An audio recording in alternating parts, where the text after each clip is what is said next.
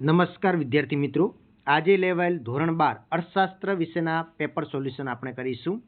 તો શરૂઆત કરીએ છીએ સેક્શન એ થી. એની અંદર પહેલું જ એમસીક્યુ છે કે આકૃતિ કયા પ્રકારના વિતરણ માટે દોરવામાં આવે છે. તો જે આકૃતિ છે એ કયા પ્રકારના, તો આ તો વારંવાર પૂછેલો તો કે અસતત પ્રકારના વિતરણ માટે દોરવામાં આવે છે. એના પછી બીજા નંબરનો એમસીક્યુ છે કે કોના નિષ્ણાતો આર્થિક વિકાસના નિર્દેશક તરીકે માથાદીઠ આવકની સ્વીકારવાની હિમાયત કરે છે. તો સંયુક્ત રાષ્ટ્ર સંઘના નિષ્ણાતો કરે છે. એના પછી ત્રીજું જોઈએ તો કે આર્થિક વૃદ્ધિમાં કયા પરિવર્તનો ધ્યાનમાં લેવામાં આવે છે. તો આર્થિક વૃદ્ધિ જે છે એની અંદર જોવા જઈએ તો પરિણાત્મક પરિવર્તનો ધ્યાનમાં લેવામાં આવે છે.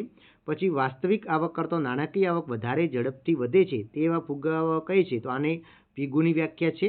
એના પછી વેપારી બેંક કયા પ્રકારના થાપણો વધુ તરળ હોય છે. તો ચાલુ ખાતાની થાપણો છે વધુ તરળ હોય છે. પછી ભારતના વિદેશી ઉદ્યમની જથ્થાની સાચવણી કોણ કરે છે. તો કે આરબીઆઈ બેંક કરે છે. એના પછી Indian council of medical research પ્રમાણે ગ્રામ્ય ક્ષેત્રે વ્યક્તિની ખોરાકમાં ન્યૂનતમ દૈનિક કેલરી કેટલી છે. તો કે 2400 નક્કી કરેલી છે. પછી પ્રધાનમંત્રી જનધન યોજના કયા વર્ષમાં શરૂ થઈ. તો 2014ના વર્ષમાં શરૂ થઈ હતી.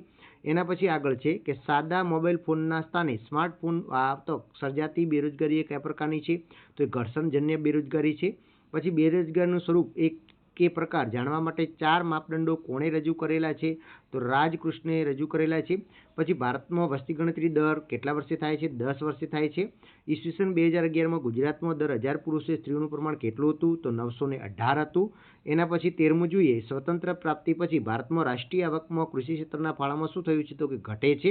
પછી નીચેનામાંથી કયો પાક રોકડિયો પાક છે. તો શેરડી એ રોકડિયો પાક છે. વેપાર તુલા એટલે શું. તો વેપાર તુલા એટલે દ્રશ્ય વેપારની તુલા.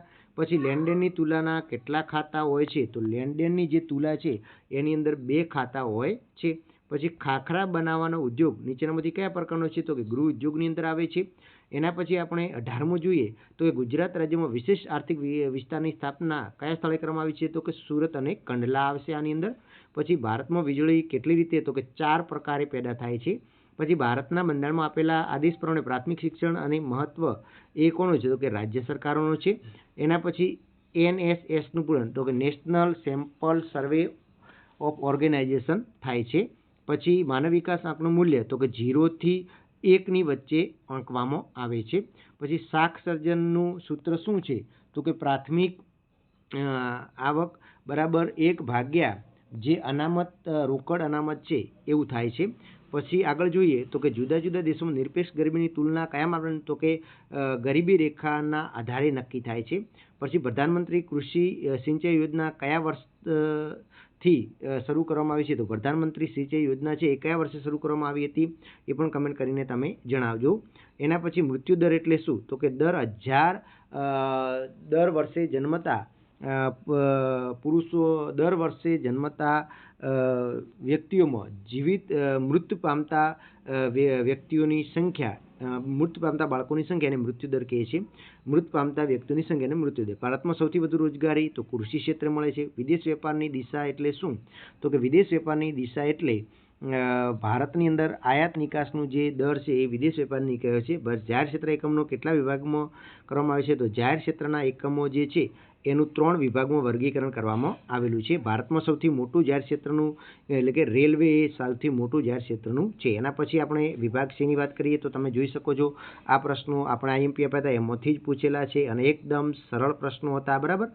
એના પછી સેક્શન ડીની વાત કરીએ તો એની અંદર પણ સારા એવા પ્રશ્નો આવડી જાય એવા જ પ્રશ્નો હતા. હવે તમારે કેટલા આવે છે કમેન્ટ કરીને જણાવજો કે તમે ટાર્ગેટ કેટલું રાખેલું છે.